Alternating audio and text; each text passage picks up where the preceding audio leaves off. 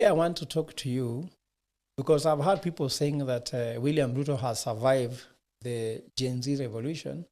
And now he's going to stay in office for 5 years until 2027, and then even possibility of going back to 2032. And I'll tell you, I have 6 reasons to tell you why Ruto cannot hold to power until 2027. And the first reason, which is very fundamental, is that Ruto is unable to prepare his budget according to the constitution. Look at the Finance Act 2023 was smashed by the courts. We went to court and we smashed it. Look at the finance house levy, smashed. If he's doing it, is unconstitutional, contempt of court.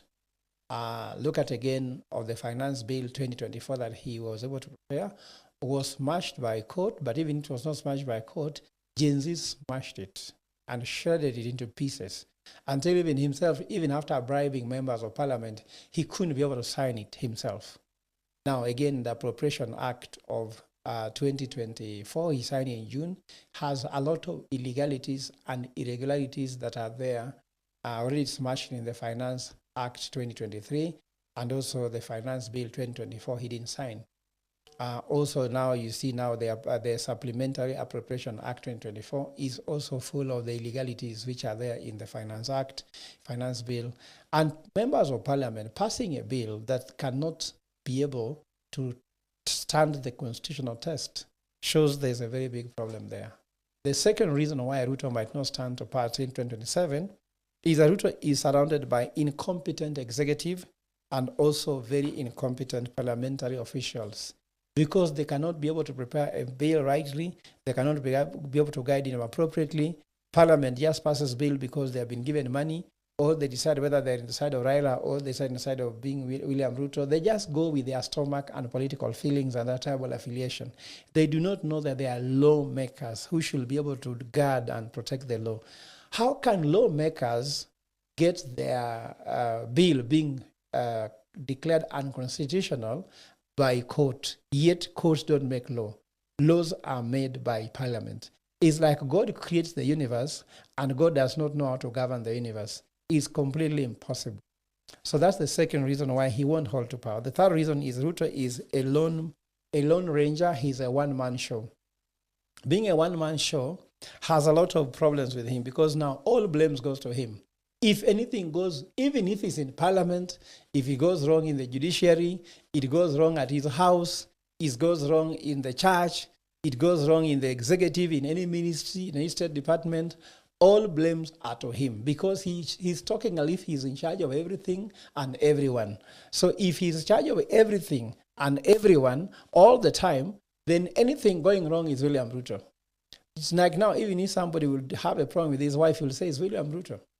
If you are poor at home, you'll be saying William Ruto. If you lose your job, it's William Ruto. So this thing of being one-man show is very problematic because when you take a lot of power from people, the attention shifts to you, and then people can attack you because you are the one who is creating all issues. So Ruto was supposed just not to do that. The third thing is to consolidate a lot of power, and this power he consolidated about himself has become a very challenging thing to failure. So all failures in government, literally, because when Ruto came over, he took control of parliament. Remember, he didn't win the parliament on the ballot, but he won parliament by actually consolidating it, by calling people to Karen, bringing people, and now he has even brought opposition inside his government, which means he controls both the opposition, he controls even the government side, which means that even a failure of a political party like ODM will be blamed on him. The failure of parliament not to pass laws will be blamed on him. So this consolidation of power is very dangerous because then all blames goes to you. Because they say the one with the greatest power bears the greatest responsibility. The fifth reason why William Ruto might not stay for until 2027, the Ruto has no social capital, but only has a commercial capital. In fact, everyone who is Ruto's friend now, maybe apart from his family or close family, everyone, including the opposition, even including Raila Odinga, who is now next to him, they are not with him because of his social capital, not because they believe in him as a person, not believe because of his character, but they are with him because of only commercial interest. Either they are giving them money which means bribery, or they are there because they are being given a position or given avenue to make money. So because of that, it is very difficult to have a president that no one believes in. Imagine if you're a man who seduces a woman and you only use money, which means the day you are broke, they don't see your value.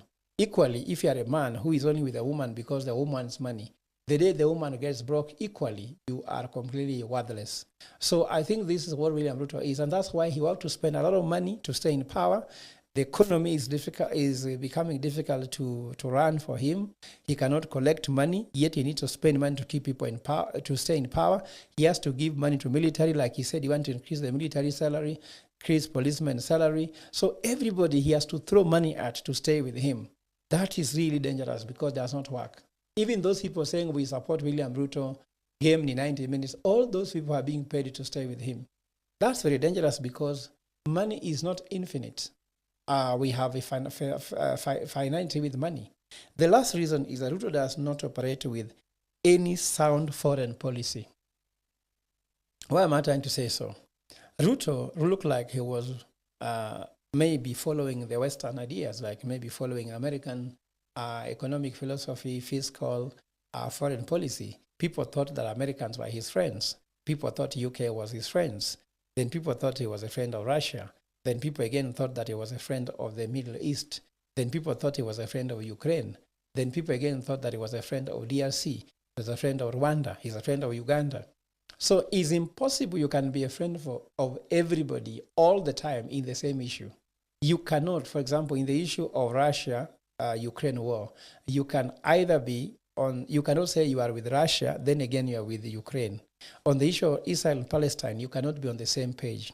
Remember also US and China ideologies. You can't say that you are 100% friends of China. At the same time, you are a big 100% friend of the US. But forget about those differences. We are talking about the issue of a foreign policy. How does Kenya engage other countries? For example, matters trade. How do you engage with people in terms of matters of productivity, manufacturing? Ruto needs to consolidate and have a fiscal and foreign policy which is identical. Like Americans' foreign and fiscal policy seems to be very clear. Which one is Ruto's? So because of these 6 reasons, mark my words, you may not know it. Ruto do not even need Gen Zs to go to the street against him. He will just fall, and we call it self-inflicted reasons for actually falling over. Mark my words, we are not going to have Christmas with Ruto in 2024. Maybe it can even come earlier. Thank you.